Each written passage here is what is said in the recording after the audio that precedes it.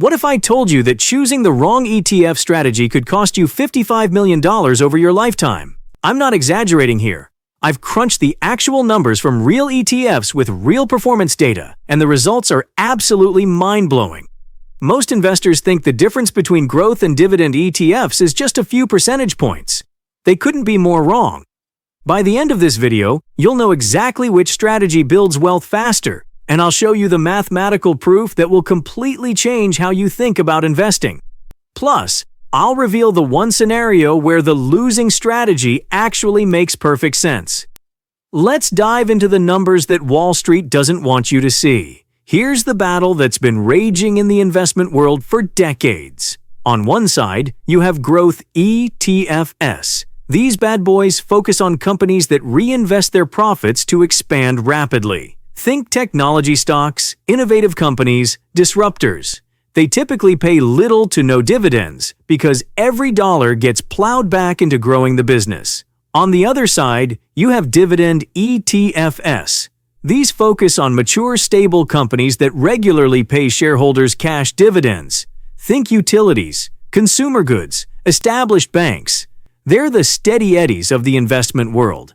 Now, I'm going to settle this debate once and for all using real data from two heavyweight champions. In the growth corner, we have VGT, the Vanguard Information Technology ETF. This is pure growth investing concentrated in the tech sector. In the dividend corner, we have SCHD, the Schwab US Dividend Equity ETF, one of the most popular dividend funds on the planet. These aren't hypothetical examples. These are real ETFs you can buy today with real track records. This isn't just about percentages on a screen. This is about whether you retire as a millionaire or whether you struggle to pay your bills. This is about whether your kids inherit generational wealth or whether they have to start from scratch. The choice you make between these strategies doesn't just affect your portfolio. It affects your entire family's financial future for generations. So let me show you what happened when we put $10,000 into each strategy back in 2019. Brace yourself because these numbers are going to shock you. From 2019 to 2025, VGT delivered a staggering 322.8% total return. That's a compound annual growth rate of 24.1%. Meanwhile, SCHD achieved a 75.3% total return with an 8.8% annual growth rate. Now, you might think, okay, that's a nice difference, but it's not life-changing. Oh, but it absolutely is. That $10,000 investment in VGT grew to $42,280. The same investment in SCHD reached $17,530. The growth ETF didn't just beat the dividend ETF. It obliterated it by 247 percentage points. But here's where it gets absolutely insane. Let's run these numbers out over real investing lifespans. Picture this. You're 25 years old, just starting your career, and you invest $10,000. After 40 years, if you chose the growth strategy, you'd have $55,906,842. If you chose the dividend strategy, you'd have $287,679. Read that again. The growth investor has $55.6 million more dollars. That's not a typo. That's a 19,437% better performance. Let's say you're 40 years old and finally getting serious about investing. 25 years later, the growth investor has $3,896,000, while the dividend investor has $89,000. Even if you're 50 and only have 15 years, the growth investor ends up with $358,000, while the dividend investor has $37,000. The pattern is clear and devastating. Here's the kicker that'll make your head spin. Dividend investors often justify their strategy by saying they get that extra income. SCHD pays about 3.9% annually, while VGT pays about 0.4%. On a $100,000 investment, that's $3,500 more income per year. Sounds nice, right? Wrong. That $3,500 annual income difference costs you $7 million in long-term wealth creation potential. You're literally trading millions for thousands. Let me tell you about Warren Buffett's most famous dividend investment because it perfectly illustrates why growth thinking wins even in dividend investing. Between 1988 and 1994, Berkshire Hathaway bought Coca-Cola stock for $1.3 billion. By 1994, those shares were generating $75 million in annual dividends. Fast forward to 2023, and those same shares now generate $736 million annually. That's a 9.8 times increase, representing an 8.2% dividend growth rate. But here's the plot twist that most people miss. Buffett didn't buy Coca-Cola because it paid a high dividend. He bought it because he believed the company could grow its earnings dramatically over the long term. The dividends were just a byproduct of that earnings growth. Today, Buffett receives a 60% yield on his original investment, but that happened because he thought like a growth investor first. Berkshire Hathaway itself has delivered 5,502,284% returns over 60 years with a 19.9% annual return. This performance came from retaining and reinvesting earnings at high rates of return, not from paying high dividends. Microsoft gives us another perfect example of how growth companies can transition to dividend strategies while maintaining wealth-building potential. If you had invested $10,000 in Microsoft with a dividend reinvestment plan 10 years ago, you'd have $125,731 today. That's a 27.8% annual return. Without the dividend reinvestment, you'd have $113,317. The dividend reinvestment added $12,414, or 11% more returns. Microsoft's dividend has grown at 10.3% annually, while the stock price has soared. But here's the key insight. The majority of those returns still came from capital appreciation, not dividend income. Microsoft proves that companies can pay growing dividends and deliver growth returns, but the growth component remains the primary wealth creator. Apple reinforces this growth-first philosophy beautifully. After resuming dividends in 2012 following a 17-year hiatus, Apple pays a modest 0.42% dividend yield with quarterly payments of 26 cents per share. The company maintains a conservative payout ratio because they prefer reinvesting most earnings into growth opportunities.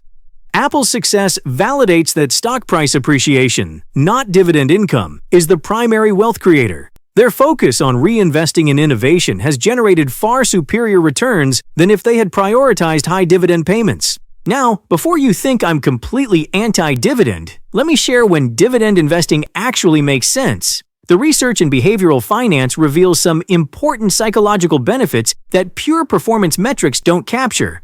Dividend payments provide automatic income that helps investors maintain discipline and avoid selling shares impulsively during market crashes. It's like a pay-yourself-first approach that addresses our natural tendency to make terrible timing decisions when markets get volatile. There's also something called mental accounting, where investors treat dividend income differently from capital gains. Regular dividend payments provide tangible evidence that your investment is working even when share prices are bouncing around like a pinball. This psychological comfort can be the difference between staying invested through a bear market or panicking and selling at the worst possible time. Dividend ETFs can actually outperform during specific market environments. During rising interest rate periods, dividend growth ETFs often perform better than high-yield strategies because they focus on growing dividends rather than just high current yields. During market volatility, dividend strategies typically exhibit lower volatility than growth strategies. SCHD's maximum drawdown was significantly lower than VGT's during major market corrections. Plus, dividend growth ETFs tend to be more diversified across sectors, while growth ETFs can be heavily concentrated in technology stocks. The tax implications also create some nuanced scenarios. Qualified dividends get preferential tax treatment with rates of 0, 15, or 20% compared to ordinary income rates that can go up to 37%. However, growth ETFs are generally more tax efficient because they generate fewer taxable distributions. Capital gains taxes only apply when you sell shares, allowing for tax deferral that compounds over time. For estate planning, growth investments receive a step-up in basis for inherited assets, potentially eliminating capital gains taxes entirely. So what do the smartest investors actually do?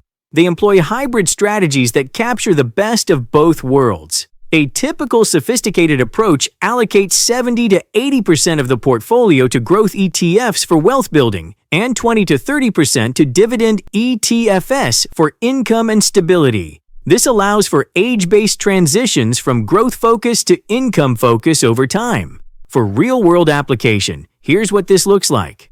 Young professionals in their 20s and 30s should go almost full growth.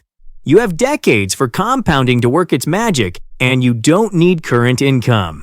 Mid-career investors in their 40s and 50s can start considering more balance as they approach retirement. Pre-retirement investors should gradually shift toward income generation as they'll need that cash flow soon. But let's talk about the retirement income difference, because this will blow your mind.